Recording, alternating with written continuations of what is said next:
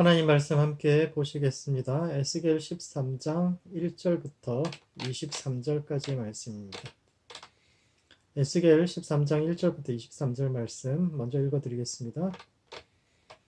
여호와의 말씀이 내게 임하여 이르시되 인자야 너는 이스라엘에 예언하는 선지자들에게 경고하여 예언하되 자기 마음대로 예언하는 자에게 말하기를 너희는 여호와의 말씀을 들으라. 주 여호와의 말씀에 본 것이 없이 자기 심령을 따라 예언하는 어리석은 선지자에게 화가 있을진저 이스라엘의 너의 선지자들은 황무지에 있는 여우 같으니라. 너희 선지자들이 성 무너진 곳에 올라가지도 아니하였으며 이스라엘 족속을 위하여 여호와의 날에 전쟁에서 견디게 하려고 성벽을 수축하지도 아니하였느니라. 여호와께서 말씀하셨다고 하는 자들이 허탄한 것과 거짓된 점괘를 보며 사람들이 그 말이 확실히 이루어지기를 바라게 하거니와 그들은 여호와가 보낸 자가 아니라 너희가 말하기는 여호와의 말씀이라 하여도 내가 말한 것이 아닌즉 어찌 허탄한 묵시를 보며 거짓된 점괘를 말한 것이 아니냐. 그러므로 주 여호와께서 이같이 말씀하셨느니라. 너희가 허탄한 것을 말하며 거짓된 것을 보았은즉 내가 너희를 치리라. 주 여호와의 말씀이니라. 그 선지자들이 허탄한 묵시를 보며 거짓 것을 점쳤으니 내 손이 그들을 쳐서 내 백성의 공회에 들어오지 못하게 하며 이스라엘 족속의 호족에도 기록되지 못하게 하며 이스라엘 땅에도 들어가지 못하게 하리니 너희가 나를 여호와인 줄 알리라. 이렇게 칠 것은 그들이 내 백성을 유혹하여 평강이 없으나 평강이 있다 함이라. 어떤 사람이 담을 쌓을 때 그들이 회치를 하는도다. 그러므로 너는 회치라는 자에게 이르기를 그것이 무너지라.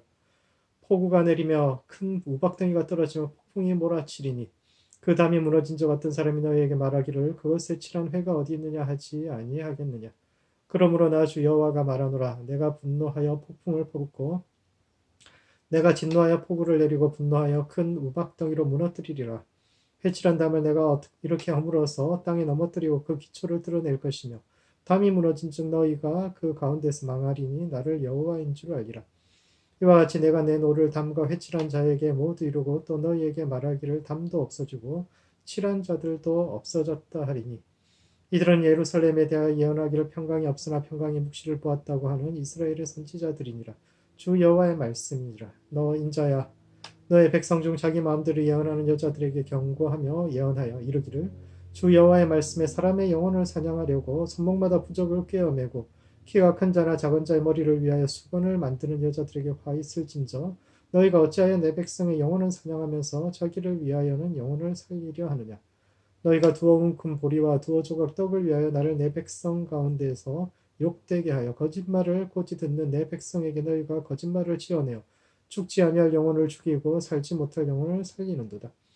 그러므로 나 주 여호와가 이같이 말하노라. 너희가 새를 사냥하듯 영혼들을 사냥하는 그 부적을 내가 너희 팔에서 떼어버리고 너희가 새처럼 사냥한 그 영혼들을 놓아주며 또 너희 수건을 찢고 내 백성을 너희 손에서 건지고 다시는 너희 손에 사냥물이 되지 아니하게 하리니 내가 여호와인 줄을 너희가 알리라. 내가 슬프게 하지 아니한 의인의 마음을 너희가 거짓말로 건심하게 하며 너희가 또 악인의 손을 굽게 하여 그 악한 길에서 돌이켜 떠나 삶을 얻지 못하게 하였은즉 너희가 다시는 허탄한 묵시를 보지 못하고 전복도 못할지라. 내가 내 백성을 너희 손에서 건져내리니 내가 여호와인 줄을 너희가 알리라 하라. 아멘. 창립 8주년입니다. 참 예언자와 거짓 예언자를 어떻게 구분할 수 있을지가 믿음의 공동체의 오랜 수건이었는데 또 예언자들은 각기 나름대로 그 해결책들을 제시해 왔는데 중요한 것은 그 둘을 구분하는 방법이 아니라 그 본문들을 통해서 예언자들이 이해했던 예언사역의 본질과 그들이 지향했던 가치가 무엇인지를 깨닫는 것입니다. 그리고 참 예언자가 어떤 존재인지를 아는 것은 우리 개인의 신앙만이 아니라 공동체적인 차원에서 우리가 어떻게 신실한 그리스도의 공동체로 남을 수 있을지에 대한 빛을 제시해 주는데 그런 점에서 에스겔서 13장 말씀이 오늘을 살아가는 우리의 삶과 신앙에 던지는 의미가 무엇인지에 대해 함께 생각해 보는 시간을 갖도록 하겠습니다. 첫 번째, 예언자는 땅에 대한 책임의식을 가진 사람입니다. 에스겔은 거짓 예언자를 본 것 없이 자기 심령에 따라 예언하는 자들로 그들은 황무지에 있는 여호요 성 무너진 곳에 올라가지 않는 자라고 비판하는데 이는 첫 번째, 예언자는 보는 자들입니다. 예언자를 구분하는 첫 번째 기준은 본 것이 있느냐의 여부인데 여기서 본 것이란 하늘 비밀을 뜻합니다. 구약의 첫 예언서의 저자인 이사야에 따르면 그는 어느 날 하나님께서 천사들과 모여 회의를 하면서 내가 누구를 보내며 누가 우리를 위하여 갈꼬? 라는 음성을 들었는데 그때 그가 손을 들고 제가 여기 있습니다. 저를 보내십시오라고 말하면서 그의 소명이 시작되었는데 이를 통해서 예언자는 하나님의 비밀스런 천상회의에 참석하는 자요. 그리하여 세상의 운명이 어떻게 결정될지를 미리 아는 자라는 정의가 형성됩니다. 보통 사람들은 보이는 세계와 현상만을 이 땅이 어떤지만 그것만 보여지는 것만 볼 수 있지만 예언자는 보이지 않는 세계, 즉 현상 너머에서 현상을 결정하는 역사의 주관자 대신 그 하나님의 하늘 회의의 비밀을 엿보는 자라는 자기 이해를 갖게 됩니다. 예언자들은 다 보는 자들이죠. 하늘의 천상회의 그 장면을 보는 자들이 예언자가 됩니다. 그런데 중기 예언서로 접어들면서 예언자들 사이에도 급이 있다라는 개념이 형성됩니다. 열왕기상 22장에 따르면 아합 시절에 전쟁을 앞두고 예언자들 사이에 논쟁이 있었습니다. 시드기야를 비롯한 대부분의 예언자들이 승리를 이야기했지만 미가야라는 선지자는 패배를 이야기했는데 그때 미가야가 자신이 본 천상회의 내용을 이야기합니다. 당대 그 유명했던 두 예언자가 정반대되는 예언을 이야기하니까 사람들이 헷갈리죠. 누가 옳은 걸까? 시드기야가 옳은가? 미가야가 옳은가? 그렇게 생각하는데 그때 미가야가 자신이 본 천상회의 장면을 이야기합니다. 하나님께서 아합을 심판하기를 원하셨는데 그러자면 왕이 전쟁을 일으켜야 하고 전쟁을 일으키려면 왕이 이번 전쟁에 내가 꼭 이기겠다라는 승리에 대한 확신이 필요했는데 그렇다면 누가 그 거짓 확신을 심어줄 것인가가 이제 천상회의에서 논의되었고 그때 영 중에 하나, 천사 중에 하나가 손을 들고 자신이 그 악역을 감당하겠다고 이야기했다라는 겁니다.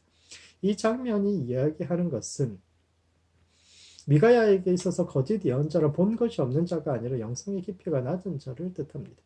시드기야를 비롯한 다른 예언자들도 분명 뭔가를 보기는 했죠. 그들도 하늘의 어떤 장면을 보았을 겁니다. 그러나 그들이 본 것은 가장 높은 수준의 회의에서 일어난 하나님과 그 천사들이 전부 다 모여서 있었던 전체 회의가 아니라 그 회의가 결정된 이후에 악역을 감당한 천사가 그 왕에게 작성한 메시지를 본 것에 불과하다라는 겁니다.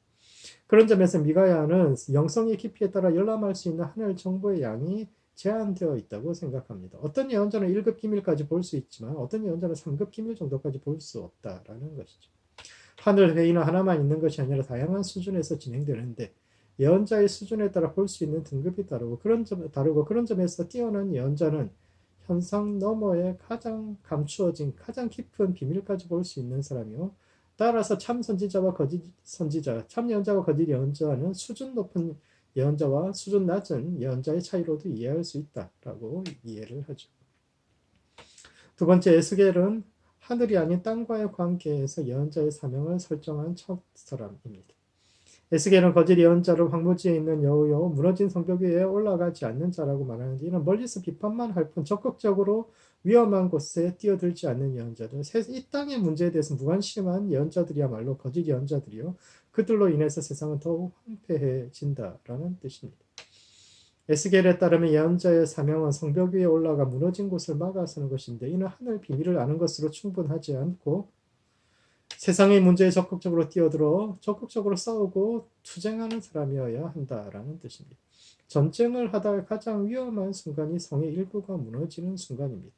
99.9%의 성벽이 건재하더라도 0.1%의 무너진 성벽을 뚫고 적들이 들어오면 성은 무너지는 것이요. 따라서 성의 일부가 무너졌을 때 그 무너진 곳에 올라서서 목숨 걸고 그쪽을 뚫으려는 사람들과 맞서 싸우면서 성벽이 보수될 때까지 그곳을 지켜내는 이들이 필요하고 그런 사람들이 전쟁의 양상을 결정하는데 문제는 에스겔이 이것을 선지자의 사명으로 이해하고 있다라는 뜻입니다. 이전까지 예언자는 그저 하늘의 천상회의를 엿보고 그 뜻을 전달하는 것으로 충분했습니다. 예언자는 하늘의 뜻을 전하는 사람이요 하늘의 뜻이란 되게 이러이러한 문제가 있다라는 시대 비판이었는데 에스겔은 성이 무너졌다고 말하는 것 멀리서 그것을 비판하는 것으로 충분하지 않다는 겁니다.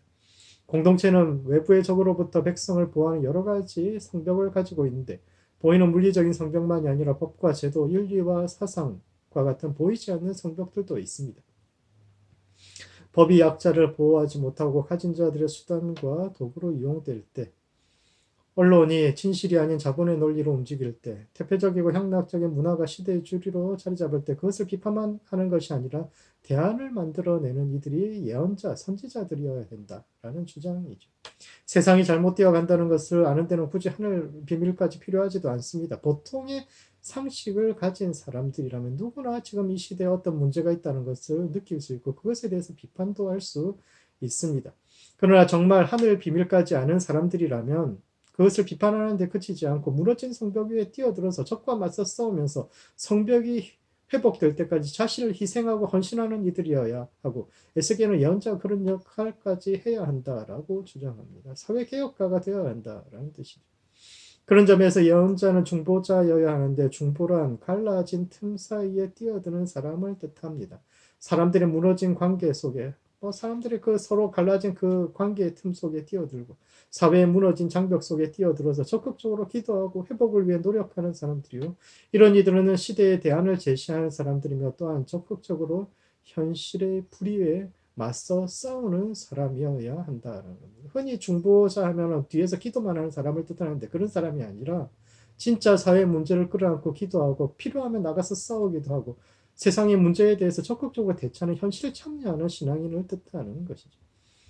에스겔은 하늘 비밀을 엿본 것으로 충분하다고 생각하며 깊은 영성의 세계에 만족하고 이 땅에서 어떠한 변화도 일으키지 못하는 자들을 사막의 여우에 비유하는데 황무한 곳에 여우라는 것은 몰려다니면서 황폐한 곳을 더 황폐하게 만드는 이들로 이 시대의 교회가 그런 사막 여우들의 모임이 되어버리지 않았는지 돌아보아야 합니다.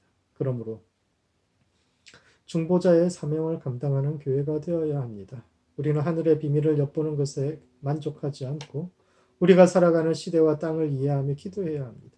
이 땅에 무너진 성벽과 갈라진 관계의 틈을 바라보고 그 속에 뛰어들어 정의를 위해 싸우며 회복을 위해 기도하는 모든 성도들 되시기 바랍니다. 두 번째, 영혼을 자유케 하는 예언자 되어야 합니다. 에스겔은 거짓 예언자들을 회칠한 담과 영혼의 올무를 놓는 사냥꾼에 비유하고 있는데 이는 첫 번째, 비판적인 삶의 자세를 가져야 합니다. 거짓 예언자들의 공통점이 평화를 말하는 사람들이었다라는 것인데 왜 평화, 즉 샬롬을 말하는 사람들이 거짓 예언자들이었을까요? 이는 예언자는 비판적 사고방식을 가져야 한다라는 뜻입니다. 우리는 늘 긍정적인 사람이 되라는 교육을 받습니다. 세상에는 문제가 있지만 우리는 그 문제를 이길 수 있고 우리가 부딪히는 그 문제는 우리를 가로막는 장벽이 아니라 오히려 앞으로 나아갈 수 있게 해주는 동력이 되므로 삶의 부정적인 면을 보기보다는 긍정적인 측면을 바라보고 살라고 가르칩니다. 개인적인 차원에서 이는 매우 훌륭한 가르침이지만 공동체적인 차원에서는 한 번쯤 생각해 보아야 할 주제인데 과연 부정적이고 비판적인 것이 나쁜 것일까요? 장점이 아니라 단점을 바라보고 문제를 바라보는 것이 정말 나쁜 태도이기만 할까를 생각해 보아야 합니다. 고대의 지도자 학인 제왕학에서 지도자는 끊임없이 아랫사람을 의심해야 한다고 가르친대. 왜냐하면 그래야 백성들이 편안하게 살 수 있기 때문입니다. 역사를 돌아보면 성품 좋은 사람이 좋은 지도자 되기가 쉽지 않은데 왜냐하면 그런 다른 사람들도 자기가 착하고 자기가 선하니까 다른 사람들도 자기처럼 성실하고 선의로 다른 사람들을 대하며 이익에 흔들리지 않는 정의로운 사람들일 것이라고 기대하기 때문입니다. 좋은 사람들은 다른 사람들을 의심할 줄 모르기 때문에 인간적으로는 존경할 만하지만 지도자로서는 약점을 가지게 됩니다.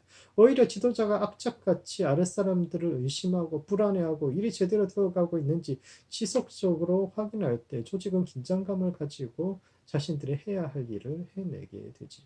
즉 지도자가 번민과 고통 속에 있을수록 신하들은 괴롭지만 백성들은 편안한 삶을 살 수 있는데 이는 예언자도 마찬가지입니다. 세상을 긍정적으로 바라보는 예언자 샬롬 지금 하나님께서 어려움이 있을 수 있지만 그래도 하나님께서 샬롬을 주실 것이라고 믿는 예언자들은 세상을 위해서 절실하게 기도하거나 적극적으로 세상과 맞서 싸워야 할 이유가 없습니다. 왜냐하면 문제를 문제로 인식하지 못하기 때문이죠. 샬롬을 말하는 사람들은 사람이 얼마나 악한지 잘못된 제도가 어떻게 사람들의 의욕을 끄고 무기력하게 만드는지 그리고 잘못된 문화와 사상이 시대의 주류가 될 때 이 땅에 어떤 일이 일어나는지를 잘 알지 못하기 때문에 모르니까 평화를 이야기할 수 있는 겁니다. 그들은 개인적으로는 좋은 사람이지만 다가오는 미래를 준비하지는 못하는데 에스겔은 그런 사람들을 회칠한 담이라고 칭합니다. 회칠한 담이란 겉으로 보기에는 튼튼해 보이지만 실제로는 허약한 담을 뜻하며 또한 모든 책임을 하나님께 미루는 이들을 뜻하기도 합니다. 이스라엘 백성들은 하나님이 언제까지나 자신들을 지켜주는 담이 되어줄 것이라고 기대했습니다. 그들은 무너진 성벽에 대해 전통이란 이름으로, 관행이란 이름으로 지금까지 늘 그래왔으니까 자신들이 해야 할 의무는 다하지 않으면서 문제가 생기면 무조건 하나님의 기적적인 도움을 바라며 긍정적인 태도를 유지하는 것이 좋은 신앙이라고 생각해왔는데 에스겔은 그런 착각에서 벗어나야 한다고 말합니다. 하나님의 언약은 하나님의 백성이 하나님 백성다울 때만 지속되는 것이요. 하나님의 백성이 백성답지 않으면서 무조건 하나님께만 약속을 지키라고 강요하는 것은 말도 되지 않는 것이요. 그런 담은 다 무너질 것이라고 이야기합니다. 그런 점에서 우리는 개인적으로는 선하고 긍정적인 사람이 되어야 하지만 예언자와 사명자로서는 비판적인 관점에서 세상을 보는 시각을 길러야 합니다. 두 번째, 우리는 영혼을 자유케 하는 이들이 되어야 합니다. 17절부터 23절까지는 개인적으로 백성들의 기리용 화복을 예언하고 부적과 수건을 파는 여인들에 관한 경고가 나오는데 이는 예언 운동이 개인적인 차원까지 확장되었던 당시의 시대적 상황을 보여줍니다. 원래 예언 운동이라는 것은 개인이 아닌 공동체를 향한 메시지를 뜻합니다. 예언서의 대부분이 시대를 비판하는 것이요. 개인에 관한 짧은 예언들 역시 국가나 공동체의 운명과 관련된 지도자들에 대한 비판이지 온전히 개인의 운명과 미래에 대한 예언은 등장하지 않습니다. 그러나 포로기를 거치면서 바벨론의 영향을 받아서 개인의 기륭화복을 이야기해주는 개인 예언자들이 에스겔 시대쯤 되면 이제 등장하기 시작하죠.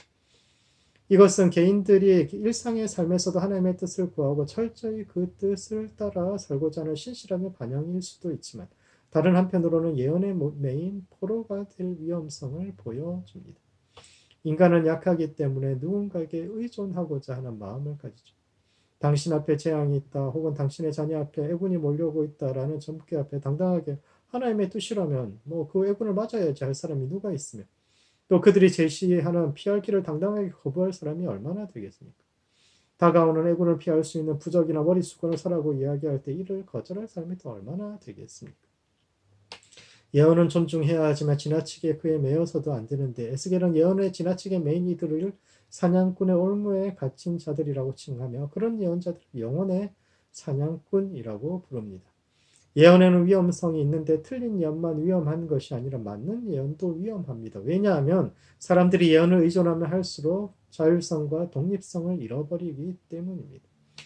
누군가 내 옆에 용한 예언자가 있어서 그 사람이 말한 대로 모든 것이 이루어진다면 그리고 그것이 반복된다면 인생의 갈림길과 선택 앞에서 우리는 열심히 생각하고 최선의 나만의 방법을 찾을까요? 아니면 그 사람의 예언에 의존하게 될까요?